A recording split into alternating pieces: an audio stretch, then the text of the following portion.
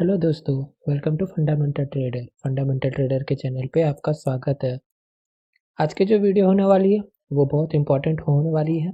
अगर आप लर्निंग करना चाहते हो, अगर आप कुछ सीखना चाहते हो, और जिस बैंक के बारे में मैं कुछ इंपॉर्टेंट बातें बताऊंगा जो अभी करंट सिचुएशन चल रही है, जो न्यूज में अभी हॉट टॉपिक बनी हुई है उसके बॉन्ड के केस को लेकर, तो वो सब आज इस वीडियो में डिस्कशन करूंगा। चलिए वीडियो को शुरू करते हैं। तो चलिए मैं आपके सामने 3 टाइम फ्रेम के एनालिसिस करना चाहता हूँ, डेली, वीकली और मंथली, क्योंकि ये 3 टाइम फ्रेम के एनालिसिस मुझे आने वाले शॉर्ट टर्म और लॉन्ग टर्म ट्रेंड की डायरेक्शन को बताती है। तो मैंने आपके सामने ये डेली चार्ट को लगाई है। आप देखिए डेली चार्ट पे जो आरएसआई के लेवल निकल कर आ रही है वो 23 की है। एमएससीडी पे भी आप देखेंगे तो बियरिश मोमेंटम बना हुआ, मतलब आप डेली चार्ट पे ये देखिए एक्सट्रीम लेवल की बियरिश मोमेंटम बनी है। चलिए वीकली चार्ट पे देखते हैं। वीकली चार्ट पे अगर आप देखेंगे आरएसआई के लेवल 38 निकल कर आती है। एमएससीडी के अंदर भी जो मोमेंटम है वो अभी भी बियरिश है। और अगर आप कैंडलस्टिक पैटर्न को देखेंगे तो कंटिन्यू डाउन ट्रेंड में कैंडल्स बनती हुई जा रही है, लोअर लो को ब्रेक करती जा रही है। और ये कंटिन्यू जो 3 कैंडल्स बनी है बड़ी वॉल्यूम के साथ, मुझे लगता है ये अभी और नीचे लेकर जा सकती है प्राइस को।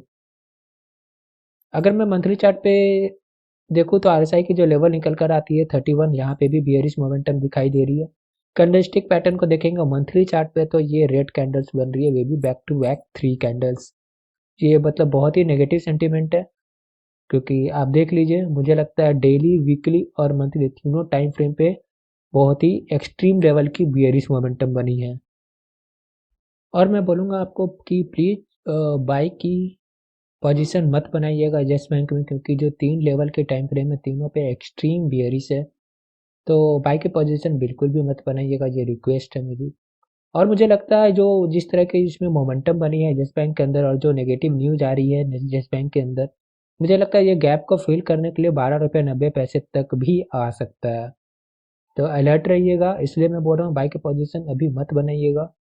और अभी जो ये न्यूज़ बनी है, जो हॉट टॉपिक बनी है येस बैंक के अंदर, ये 81 बॉन्ड का जो केस है, चलिए इस केस को समझने की कोशिश करते हैं। इस केस को समझने से पहले मैं आपको बता दूं कि आखिर बॉन्ड क्या होता है।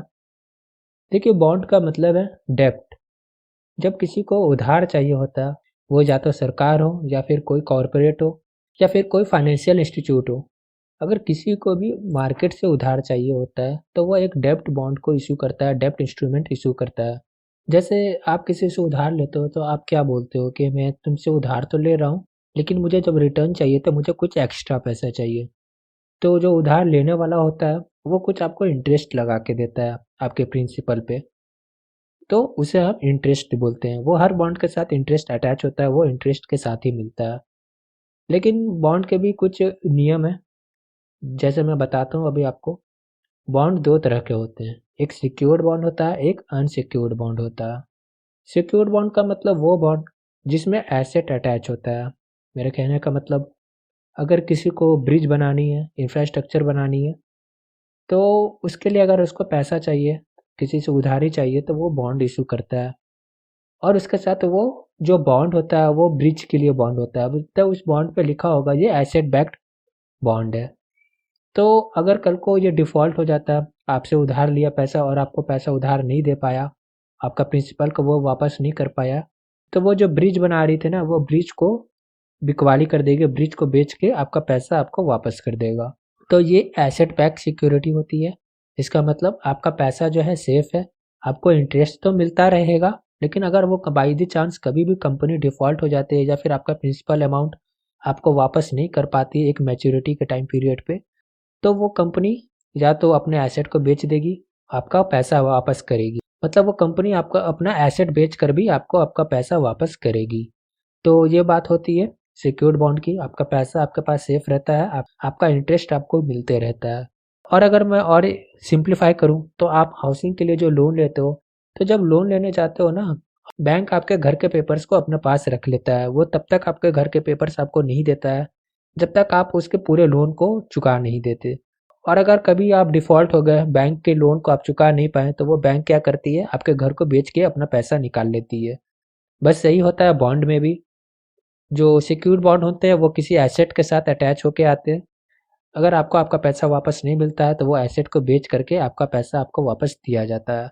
तो ये ज़्यादा सिक्योर होती है। लेकिन जो अनसिक्योर्ड बॉन्ड होती है ना, उसके साथ कोई एसेट अटैच नहीं होता, उसके साथ कोई मैच्योरिटी पीरियड नहीं होती है। सबसे बड़ी बात है, कोई मैच्योरिटी पीरियड नहीं होती। इंटरेस्ट उसमें अगर होता क्या है, तो इंटरेस्ट होता है। लोग अनसिक्योर्ड बॉन्ड में क्यों इन्वेस्ट करते हैं? क्योंकि उसकी रेट ऑफ इंटरेस्ट जो होती है ना, वो बहुत हाई होती है। मतलब बैंक के एफडी वगैरह से तो डबल टाइम्स होता है। और इसमें वही लोग इन्वेस्ट करते हैं जो बड़े बड़े फाइनेंशियल्स होते हैं। रिटेल इन्वेस्टर्स के लिए बिल्कुल स्ट्रिक्ट रूल्स है। इवन सेबी ने भी बताया है कि रिटेल इन्वेस्टर्स अनसिक्योर्ड बॉन्ड में इन्वेस्ट ना करें। 81 जो बॉन्ड है वो एक अनसिक्योर्ड बॉन्ड है, इसमें इन्वेस्ट ना करें।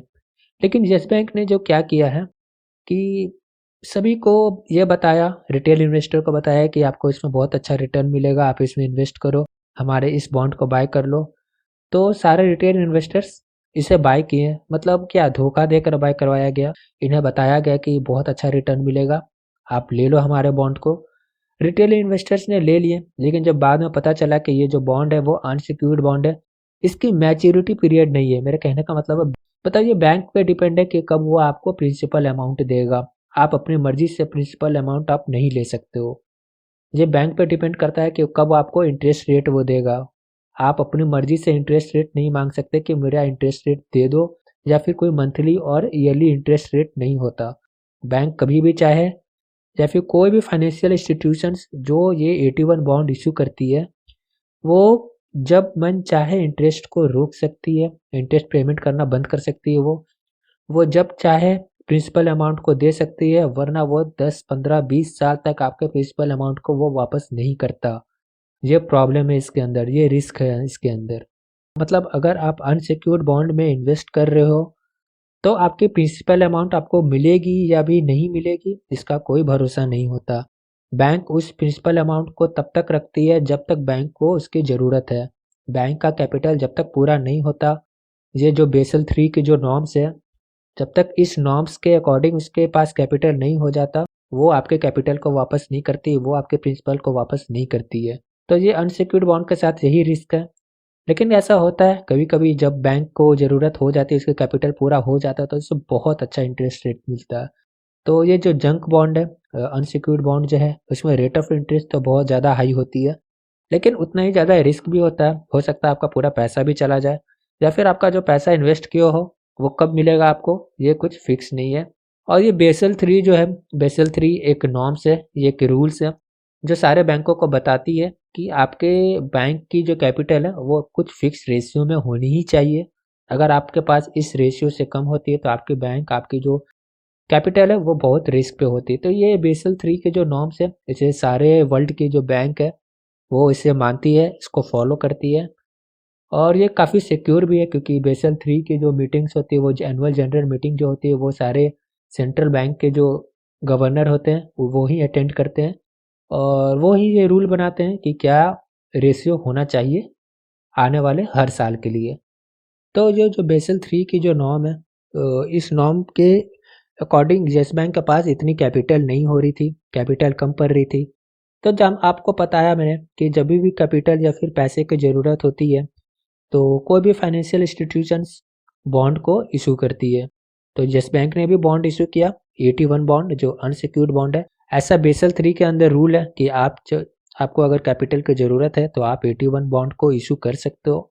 तो येस बैंक ने 81 बॉन्ड को इशू किया, लेकिन इसमें गलती क्या की, इसने धोखेधारी से रिटेल इन्वेस्टर को फंसा दिया। रिटेल इन्वेस्टर्स फंस गए, और जिसकी वजह से ये प्रॉब्लम सुप्रीम कोर्ट तक चली गई।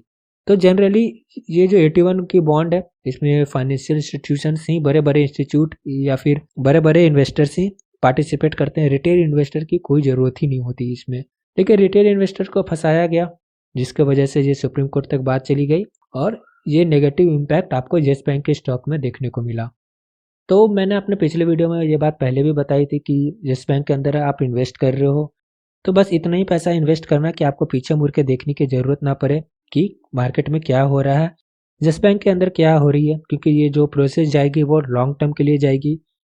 ऐसे पॉजिटिव न्यूज़, ऐसे नेगेटिव न्यूज़ जिस बैंक के अंदर आते रहेंगे, क्योंकि ये अभी इसकी जो पिलर्स है वो इतनी स्ट्रांग नहीं है कि मार्केट इसकी ऊपर की तरफ चलती चली जाए।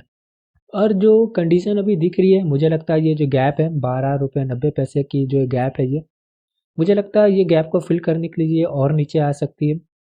अभी जो करंट प्राइस है वो 14 रुपये की है, मुझे लगता है अभी 2 रुपये तक और गिर सकती है ये। तो बिल्कुल भी करंट प्राइस पे बाय मत कीजिएगा और बहुत ज़्यादा क्वांटिटी में बाय मत कीजिए येस बैंक के अंदर, क्योंकि ये बहुत लंबा प्रोसेस है। कब तक ऊपर जाएगा कोई भरोसा नहीं है, लेकिन नीचे जाएगा इसका भी कोई भरोसा नहीं है। तो लिमिटेड क्वांटिटी में ही बाय कीजिए। अगर आप चाहो तो मेरे साथ टेलीग्राम चैनल पर जुड़ सकते हो, लिंक मैंने कमेंट में पिन कर दिया है और डिस्क्रिप्शन में भी बता दिया है। चैनल फ्री ऑफ कॉस्ट है, कोई भी सर्विस के लिए कोई चार्ज नहीं है, सब कुछ फ्री है और ये चैनल आप लोगों के लिए ही बनाया गया है। देखिए ये सब तो लोगों की सोच है, पर पैसा आपका है, दूसरे की सोच पे विश्वास नहीं कर सकते। बस आप अपना एनालिसिस कीजिए, आपको क्या लगता है आप डिसाइड कीजिए आप क्या करना चाहते हैं। अभी के लिए अगर बस मेरा वीडियो अच्छी लगे तो लाइक और सब्सक्राइब करके मोटिवेट ज़रूर कीजिए। जी आप डिसाइड करेंगे कि आपको बाय करना है या नहीं करना है, पैसा आपका है। मैं ये नहीं बोल रहा कि आप मेरे बताए गए शेयर्स पे बाय करें, आप अपना एनालिसिस खुद करें, आप अपने एडवाइजर से सलाह लें। अगर आपको लॉस या प्रॉफिट होता है तो इसमें मेरे या मेरे चैनल की कोई रिस्पॉन्सिबिलिटी नहीं होगी।